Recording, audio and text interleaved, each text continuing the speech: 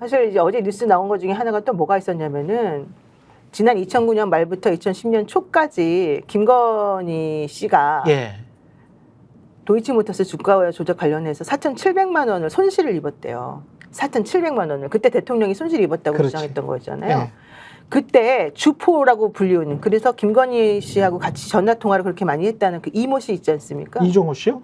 예. 주포인 이종호 말고 또 이제 또 이모 씨가 있어요. 이땡땡 씨? 예. 1차? 예, 예. 1차 때? 2009년 예. 말부터 2010년 초까지의 예. 그 이모 씨가 있는데 예. 이 사람이 2010년 3월 4일에 예. 자기 지인 명의로 예. 5회에 걸쳐서 그 아까 손해봤다는 금액 4,700만 원을 그대로 다 돌려보내줬대요.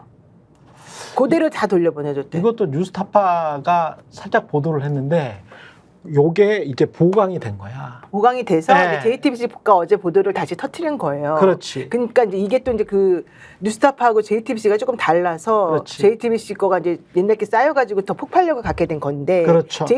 JTBC가 지금 일련의 흐름들을 지금 다 보도하고 있잖아요. 예. 판결문을 근거로. 예. 판결문은 결과적으로는 검찰이 낸 증거를 근거로 나온 것들이거든요. 그러니까 이제는 다른 사람들이 아니라고 해도 소용이 없는 게 됐는데 보세요. 지금 대표적으로 대한민국에서 가장 우리가 믿어야만 하는 기관이 원래 어디였냐면 검찰, 그렇지. 그다음에 감사원, 예. 그다음에 권익위, 그다음에 방통위였어요. 예. 그다음에 이제 언론. 근데 언론은 뭐 우리가 좀 망가졌다고 옛날에 했었고 예. 이 나머지 것들 지금 전부 다 망가져가지고 아직 돌아오지 않는 상황이었는데 언론이 지금 조금씩 돌아오고 있어요. 언론이 지금 요즘 나오는 이 기사의 그 흐름이나 스탠스 같은 걸 보게 되면요. 박근혜 대통령 탄핵 시절에 처음에 십상시 문건 나오고 정리된 문건 나올 때 당시에 이걸 부인했던 상황. 그러다가 한번 소관계를 거쳐가지고 태블릿 PC 나온 다음에 막 터지던 그 시절. 그렇지. 그거하고 지금 분위기가 똑같이 흘러가고 있어요. 그러니까 완전히 망가졌던 공공기관과 관련된 이 객관성, 뭐 공정성 이런 것들을 우리가 다 포기하고 있는 이 시점에 이제 갑자기 다시 언론이 조금 정신 차려가지고 돌아오고 있는 시점인 거예요. 이거 뭔가 좀 느낌이 좀 기시감 같은 거 안 들어요? 맞습니다. 기시감이 드는데 예, 말씀하십시오. 이게 레임덕 현상의 전형적인 전조거든요. 레임덕이 이제 우리가 말로 사실상 레임덕이라고 했는데 이게 현실로 다가오는 것들이 언론이 움직인다는 건 결국에는 국가기관의 균열이 생긴 것이고 특히나 최근 도이치모터 주가 조작 사건에 대한 JTBC의 보도를 쭉 보면 이건 검찰에서 있는 그대로를 준 겁니다. 이건 검찰발이라고 볼 수밖에 없어요. 뭐 변호인단도 있겠으나 여러 가지 편지가 공개되고 그 상황들 자체를 조목조목 아주 디테일한 부분까지 공개하는 것들은 검찰이 확보했던 문건들이 새 나온 것이죠. 그래서 저는 JTBC 쪽에서 검찰에서 그 자료를 확보했다는 건 이제 검찰이 가장 권력의 이동의 냄새를 잘 맡거든요.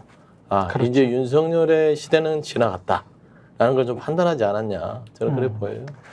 김민하 평론가는 어떻게 보고 있습니까? 지금 곧 있으면 이제 좀 더 도이치모터스 관련해서 JTBC 보도 자세하게 분석을 해볼 텐데 그 한번 봤을 거 아니에요, 보도들은.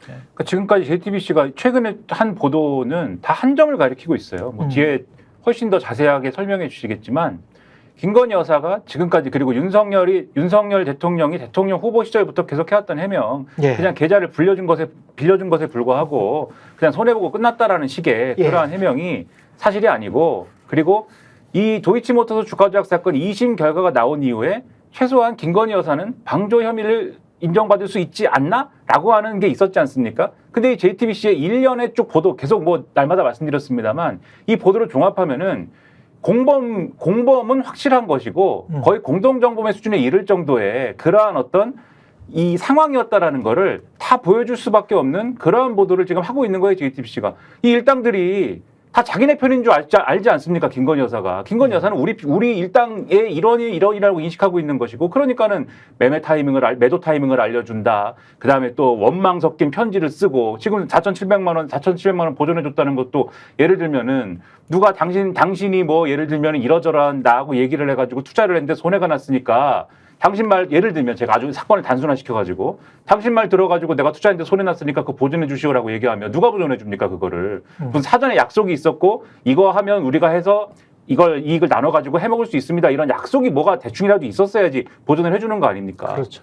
그러니까 이런 관계였다는 게 지금 대략적으로 검찰 수사나 이런 것들을 통해서 이전에도 확보가 돼 있었다는 거지 드러내는 거잖아요, 계속. 그렇기 때문에 이제는 김건희 여사 관련돼서는 도이치모터스 주가 조작 사건과 관련돼서는 검찰 입장에서는 기소하지 않으면 안 되는 논리들이 쭉 이제는 다 깔린 거예요. 그럼 이거 어떻게 할 것이냐? 이거 대통령 거짓말한 거를 한번 다시 뒤집어 볼 수도 있어요. 대통령이 지난 대선 후보 때 2021년 12월 14일이었는데 관훈클럽 초청 토론회에서 김건희가 비쌀 때 사가지고 2010년 5월 종가 기준으로 4천만 원 손해봤다 이렇게 말했잖아요.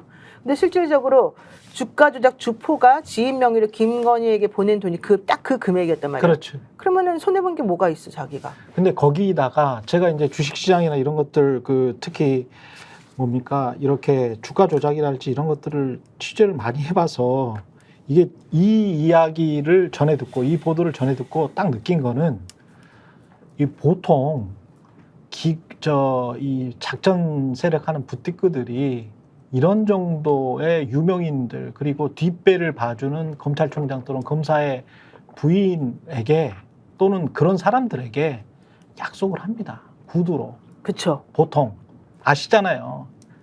야, 만약에 물리면 원금 그대로 돌려줄게. 원금 그대로 돌려줄게. 괜찮아. 괜찮아. 만약에 작전 안 돼가지고 뭐 하면 내가 그런 말은 안 하지. 이 뉘앙스는 말 안 하지만 내가 말한 대로 올라가지 않으면 내가 원금 그대로 돌려줄게. 실제로 제가 취재했던 어떤 법무부 장관 부인이요. 5억 정도를 투자를 했어요. 이명박 정부 때입니다. 5억 정도를 투자를 부동산 무슨 컨설팅인데 사실은 다단계 피라미드 업체에 잘 모르고 투자를 했지. KBS 보도가 나온 다음에 어떻게 된 줄 아세요? 다른 한 2,000명, 몇만 명 어느 정도 피해를 받는지 제가 나중에 경찰 수사 때문에 그것까지는 자세히 팔로우를 못했지만 다른 사람들은 다 손해 봤거든요. KBS 보도가 나가고 얼마 안 있어서 이제 이 사람은 인사청문회 이후에 법무부 장관 되고 법무부 장관 되기 직전에 다 돈을 돌려받았어. 부인은 그게 부인만 세력이 있는 사람만 권력이 있는 사람만 그래요. 부인만 돌려받았습니다. 법무부 장관 당연히 검사 출신이지. 검사 출신 당연히 돌려받아요. 이런 사람들한테 이거 전형적이야. 전형적입니다. 이거 뭐 이런 자들이 나라를 운영하니까 이거 뭐 주식시장이 공정하겠습니까? 이게 자본시장이라는 게 얘들한테는 이 인간들한테는 너무 쉬운 거야. 그렇지. 이러도 나 돌려받는데 아니면 콱 내 남편이 콱 이런 거잖아요. 거기다가 이제 여기 나온 대로 2020년 9월 23일부터 해가지고 일주 동안 36차례 통화를 했다가 그리고 난 다음에 2021년 4월이면 이종호는 아직 압수수색이나 구속도 안 당했을 때야. 에? 그러면 검찰은 이거 다 알고 있었으면서도 구속도 안 당했었을 때야. 그런데 민모씨 조사를 하잖아요. 그냥 민모씨 조사를 하니까 야, 관련해가지고 작전을 짠 것 같아. 그러면서 또 김건희랑 통화를 하잖아요. 이종호는. 이거는 뭐 완전히 공범들이고 저 증거 인멸하려고 작정한 거지. 이게 뭐야 이게 지금. 저희가 얘기할 때 오셔가지고 라이브로 관전하시기 바랍니다. 반드시 주변 사람들 데리고 오시기 바랍니다. 구독, 좋아요, 알림 설정 해주시기 바랍니다. 좀 살려주십시오, 저 좀.